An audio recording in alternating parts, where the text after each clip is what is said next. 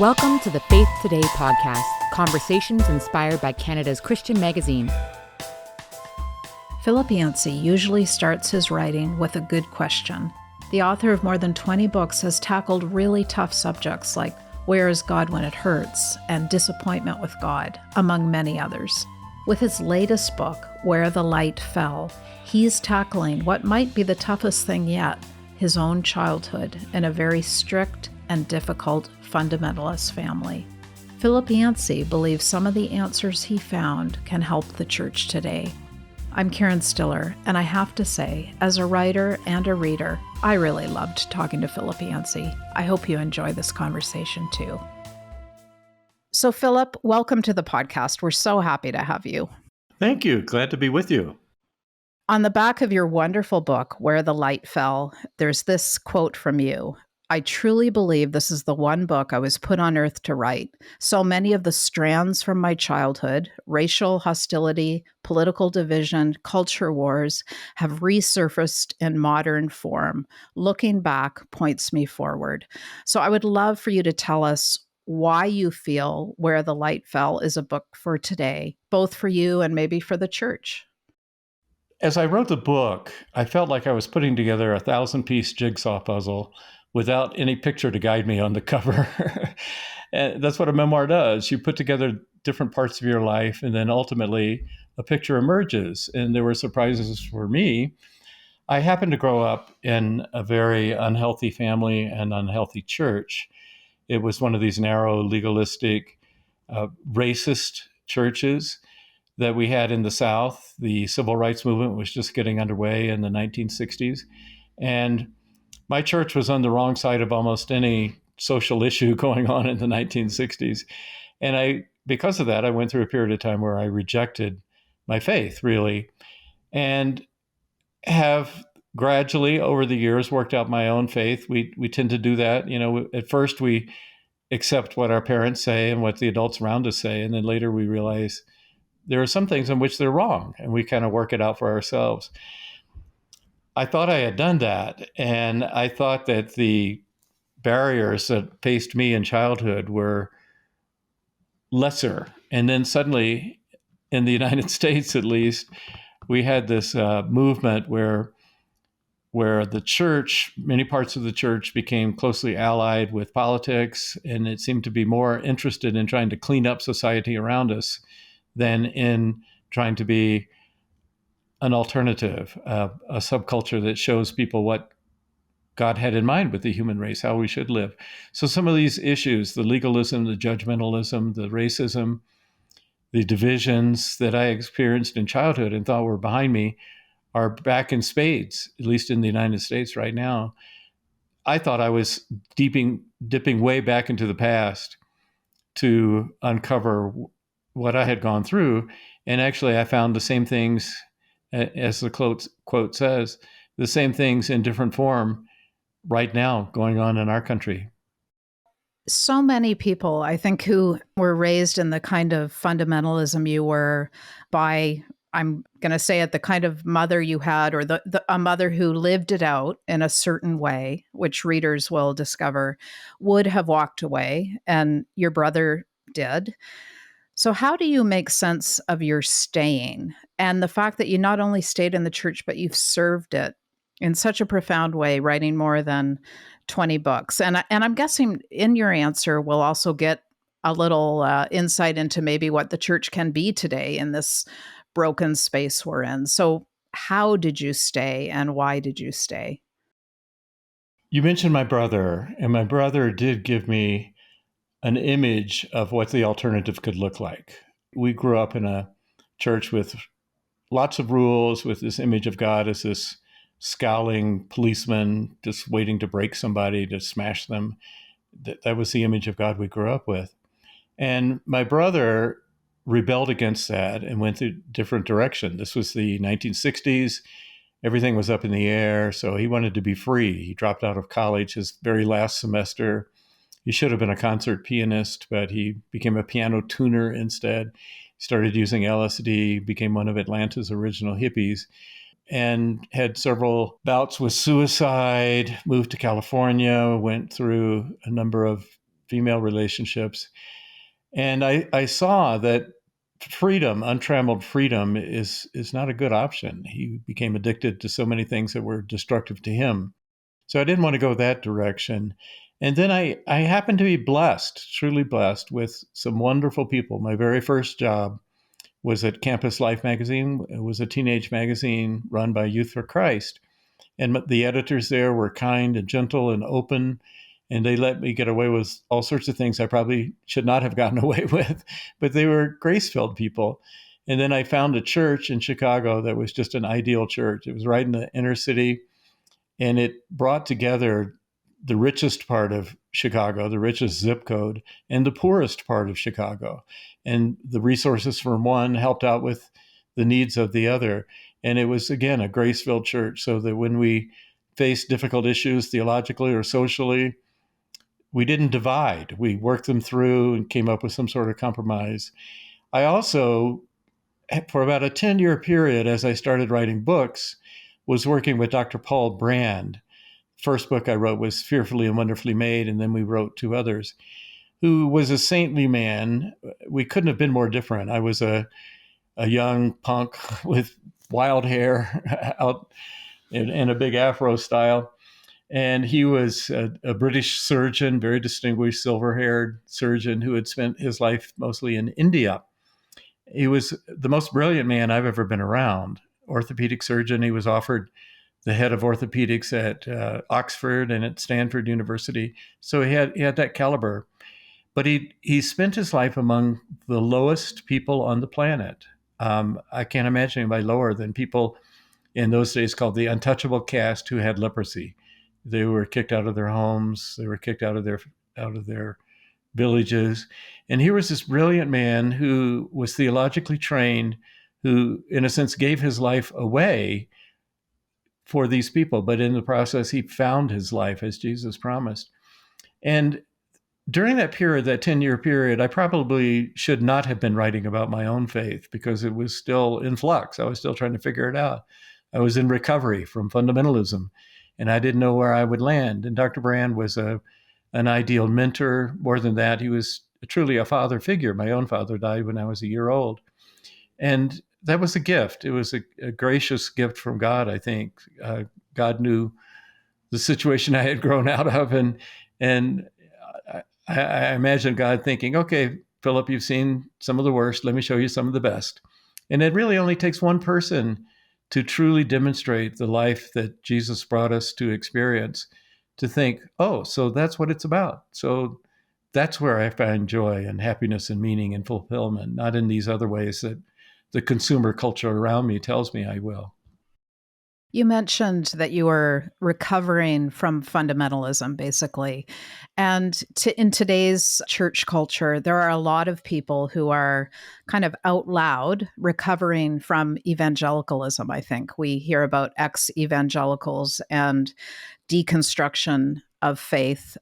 I'm wondering what advice you have for people who are wrestling with faith, who are trying to figure out what is cultural and what is biblical, which it seems to me is part of the journey that you had to walk through. When you study people, well, read people like David Kinnaman, for example, this pollster, and George Barna, they survey some of these ex-evangelicals and say, what turned you off?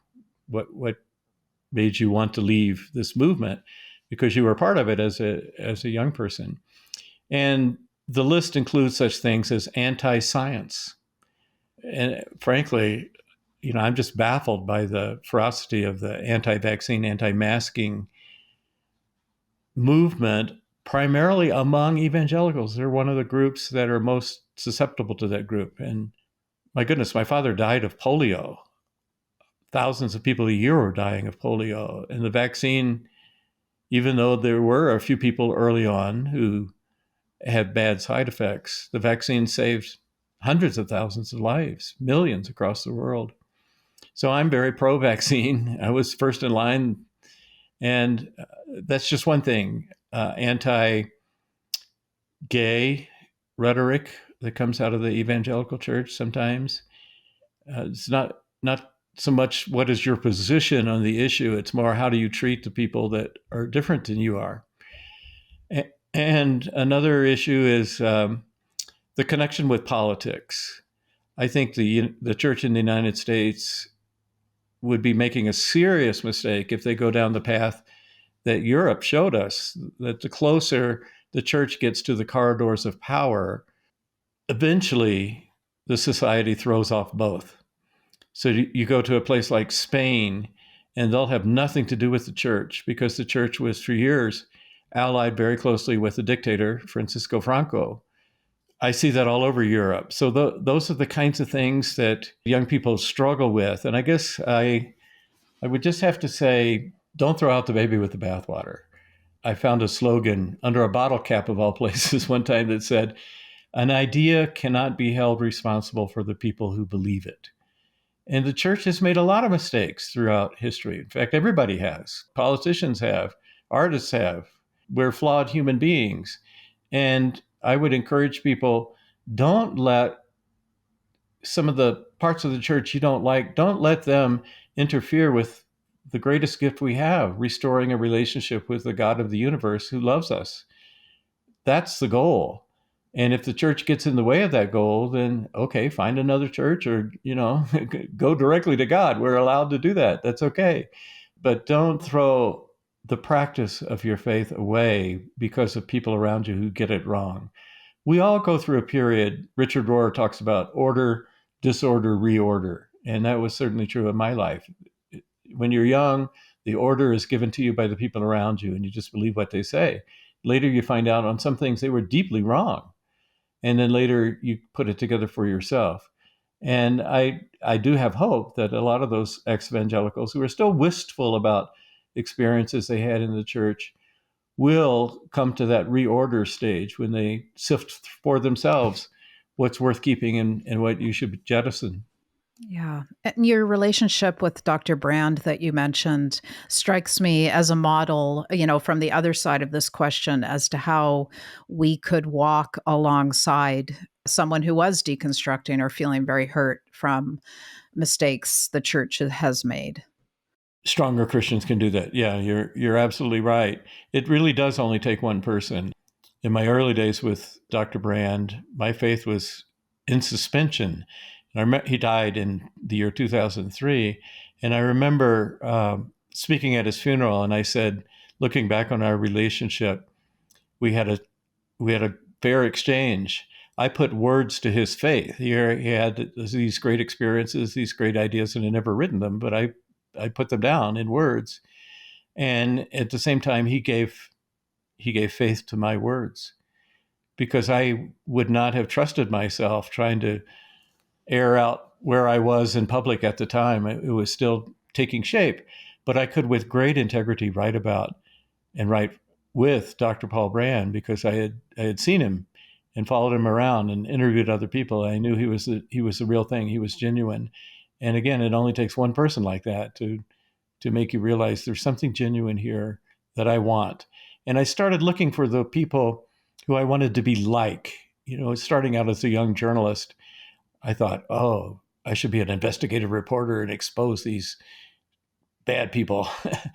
And a lot of people starting out in journalism do that. I didn't like that, because you have to be around these jerks all the time. I decided I'm going to spend my time around people I want to learn from and I want to be like. Yeah, that's great advice. Philip, your mother was part of this type of a holiness tradition that was about not sinning. And you reference in the book times where she'd say, give a time frame. I haven't sinned for 2 months or something like that. Well, she'd say 12 years.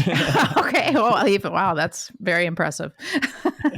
So I wondered how you define now in your life holiness. And what does a holy life look like? It's a great question. Two characteristics that I would bring to mind right away are humility and gratitude.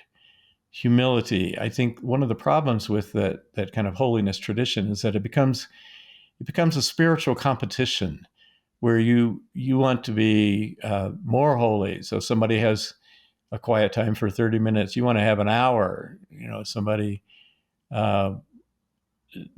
drinks wine, and you're not going to do that. We do these things. And whole denominations are based on these little, I'm better than you are, I'm holier than thou.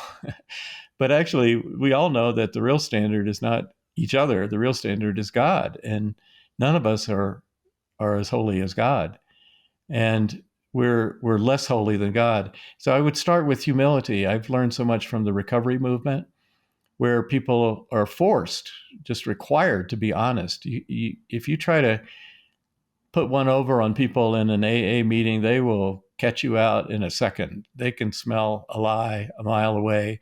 And the first step is to come to terms with what you don't do right. And I think that's really important for Christians to know, because we do have this history of being perceived as holier than thou, self-righteous, some of these words. Gratitude is another one. If you are connected with God, you live in a constant state of gratitude for the planet where we live in, for life itself, for Jesus and what he represents, all of these things. Authenticity, I think, is the key that I've been looking for all my life, because I not only observed, I was part of faking it as a young person in the church. I learned the behavior. I learned to do that, give testimonies, pray, come across in a certain way. And if you do that long enough, you can't tell the difference between what's fake and what's real. And so I did suspend my faith, but then in the years since have sought, especially in my writing, to be honest and to be authentic in my faith. I think if you do that, you may not look holy, but you'll look real. We all are flawed. We all make mistakes. And instead of trying to cover them up, as Christians sometimes are tempted to do, we have a way around them, or the way through them, by being honest about them and repenting. And God's forgiveness is infinite. So let's just face it, we're just going to mess up, but there is a cure for it. I've always appreciated in your writing that you ask the tough questions, that you are not backing away from them, and you're probably asking what everyone else is asking on the inside. Did that take a particular kind of courage, or did it just come naturally to you? You were a curious person. You talk about that as a trait that you had as a young person, but it does take courage to do what you've done and with your writing. I speak to some writers who say, when I start, I picture a reader, maybe a 42-year-old woman and her husband sitting on a couch. And I think, what do I have to say to them? I've never done that, Karen. I really write out of my own quest, because I do have this background that the book spells out. I have searched for an authentic faith. And once I came up with this analogy, it's kind of like hacking my way through a jungle. Say I'm in Costa Rica or somewhere, and I'm hiking, making my way from the Pacific Ocean to the Atlantic Ocean. And I go up, down hills, and I have a machete, and I have to cut my way through the jungle, and it's arduous. And then suddenly I see light and a clearing, and I find the ocean. I made it, my goal. And then I look behind me, and to my surprise, there are people following me on the path saying, "Thank you so much for clearing the path. We wanted to come this way too." But I'm not aware of those people when I'm writing. I'm aware of the jungle. Does prayer make any difference? Where is God when it hurts? Disappointment with God. These kind of questions that are part of my life, and I want to find my way through. I want to find out answers for myself. And I considered it a great privilege that I can do that all day long. People who are church type people think about God at least once a week, maybe 10 o'clock, 11 o'clock on Sunday morning, but they have jobs. My job is to think about those questions all week long.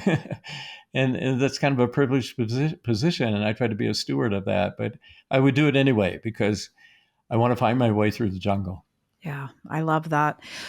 I know that a big part of writing and jungle trekking is reading. And I'm wondering who is or what books are sort of feeding you now? Where are you concentrating your reading these days?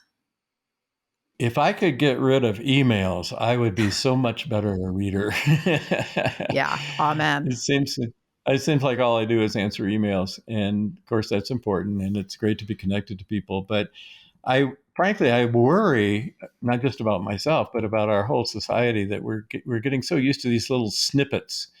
That deep reading that informed me for most of my career is just hard work now. We're so used to just dashing off a little one line response.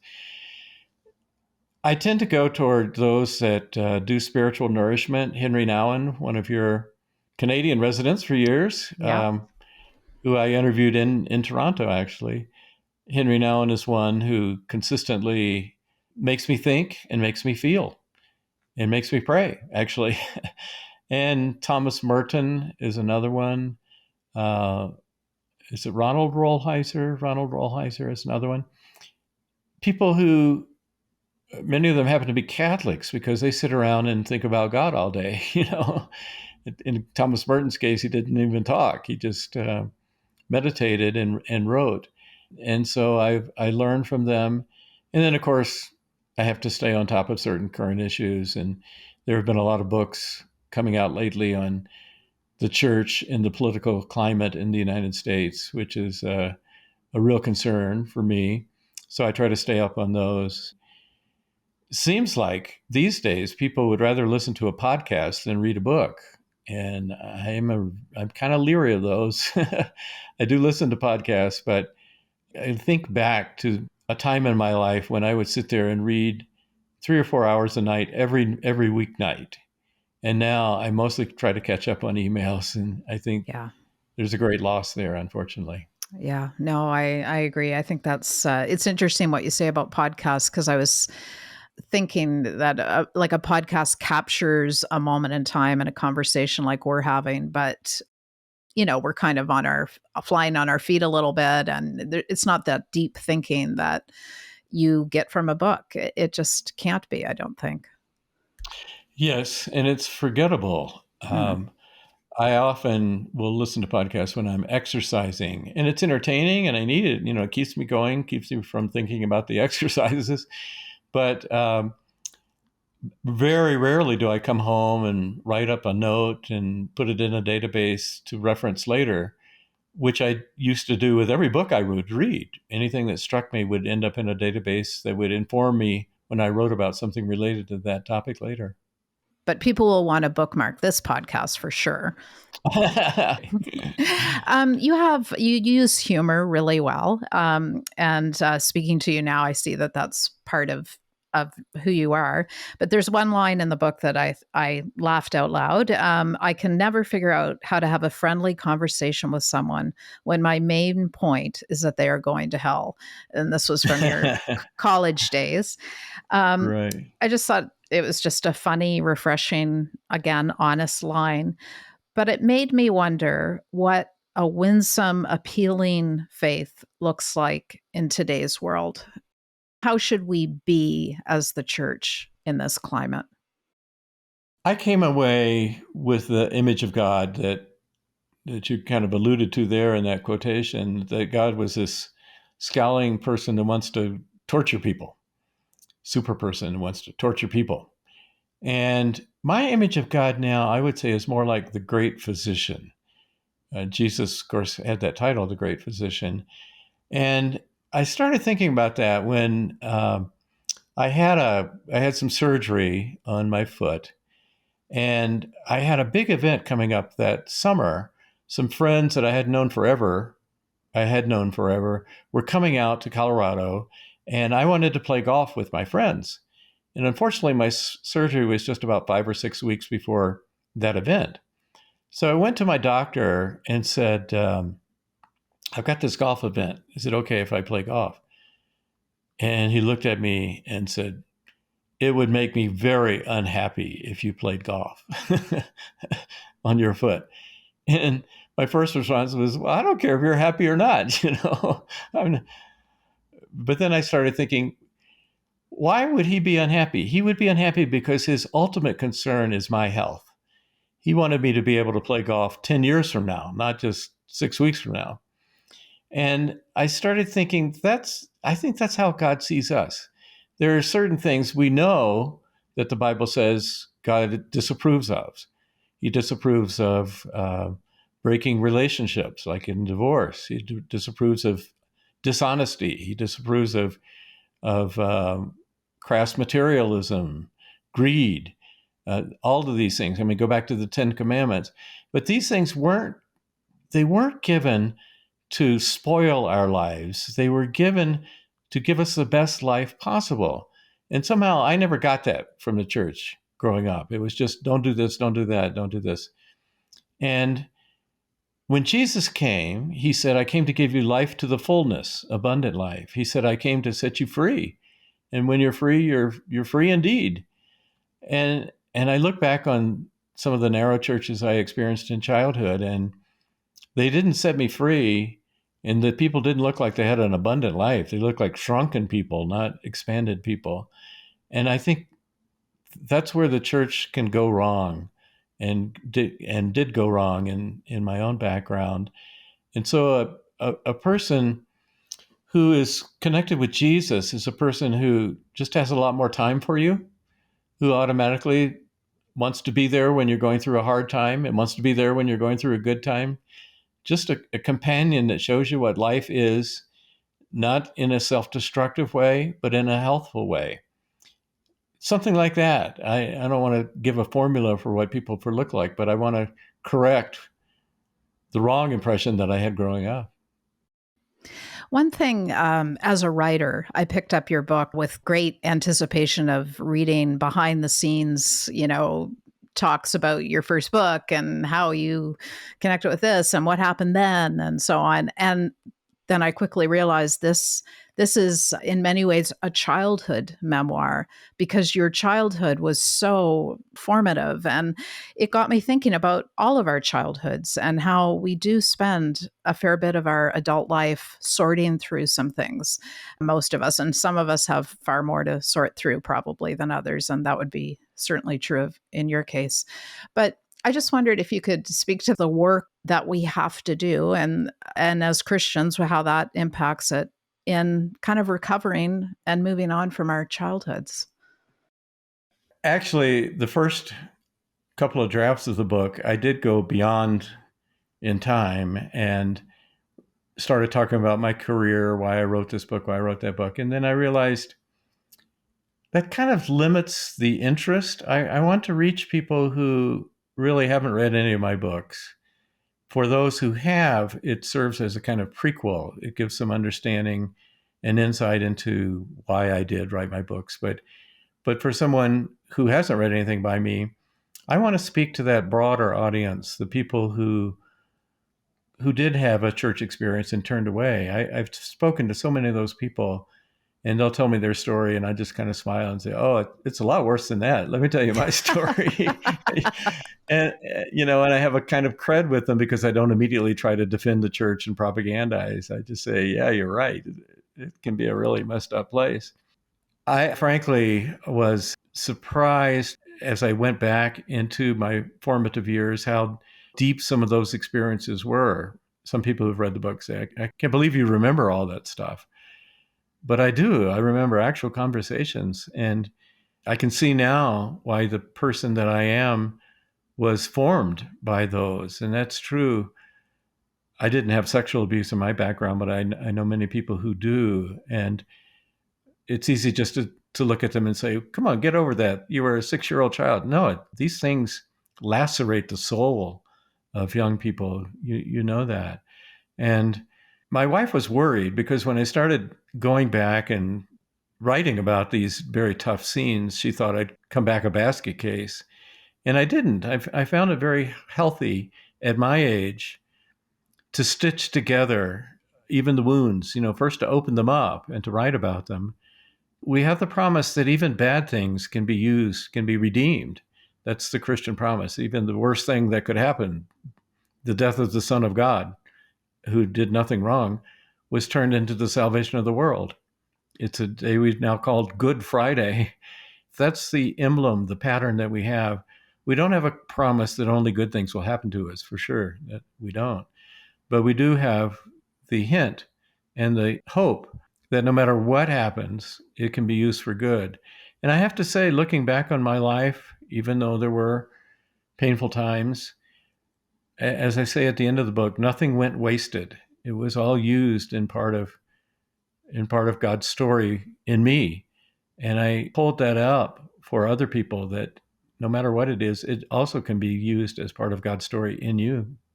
Philip Yancey, thank you for writing Where the Light Fell, and thank you for speaking with us today. It's been a pleasure. Thank you. Thank you for listening. Check out more podcasts and subscribe to Faith Today magazine for free at faithtoday.ca. This podcast is produced by the Evangelical Fellowship of Canada. If you enjoyed it, please rate or share it.